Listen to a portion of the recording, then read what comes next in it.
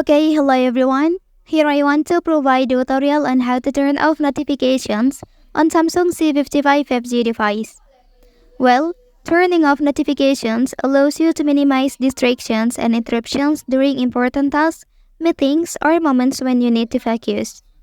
It also helps you maintain concentration and productivity without being constantly alerted by notifications.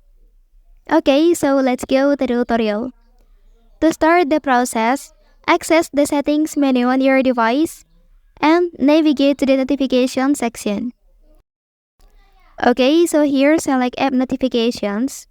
And within this menu, you have the option to customize and manage notifications from various applications by turning them off based on your preferences. And if you prefer a more comprehensive approach to managing notifications, you can also enable silent mode on your device. To do so, access the control center and tap on the designated icon repeatedly until the device switches to silent mode.